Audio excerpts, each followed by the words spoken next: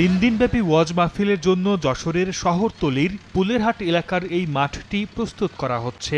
জায়গা বাড়াতে ভেঙে ফেলা হয়েছে মাঠের এক পাশে থাকা দুটি বাড়ি, যার একটির মালিক শিক্ষক শওকত আলী।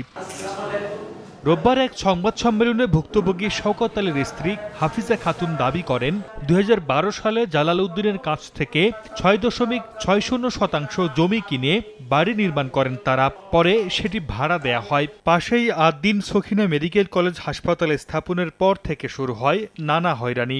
দেয়া হয় জমি বিক্রির প্রস্তাবও, তা গ্রহণ না করায় গত ১৮ ডিসেম্বর আদ-দ্বীন ফাউন্ডেশনের ২০ থেকে ৩০ জন স্কেভেটর ও বুলডোজার নিয়ে শওকত আলীর বাড়ি যান।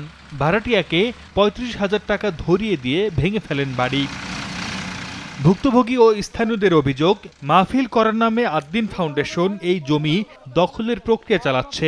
এসকোমিটার এবং বুলডোজার দিয়ে টোটাল সমান করে দিয়েছে, আমার কোনো নিশানা সেখানে নেই। জমিটা তারা গ্রাস করার উদ্দেশ্যে মাহফিলি দোহাই দিয়ে আমার এই বাড়িটা এবং গাছগাছালি ভাঙচুর করছে। আদিনের লোকজন আমার বহুত দিন ধরে জ্বালাই আমার পথ দেবে না, আমার রাস্তাতে বেরোতে যায় না। 8 দিন চারিপাশে ওর জমি কিনা, এখন এই যে মাঝখানে একটুখানি জমি আছে, এখন আমরা মনে করেছি যে হয়তোবা বেচা বিক্রি হয়ে গেছে, এই জন্য উনারে উঠাই দিয়েছে।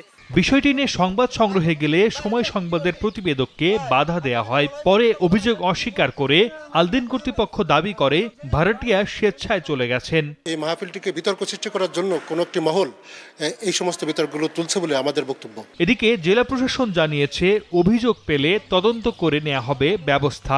ভুক্তভোগী যারা আছেন তারা যদি আমাদের কাছে অভিযোগ করেন, তাহলে আমরা তদন্ত করে এটা প্রয়োজনীয় ব্যবস্থা করব। এ ঘটনায় ভুক্তভোগী পরিবার আদ-দ্বীন ফাউন্ডেশনের ৩ কর্মী সহ ৬ জনের বিরুদ্ধে কোতোয়ালি থানায় অভিযোগ করেছেন। সময় সংবাদ, যশোর।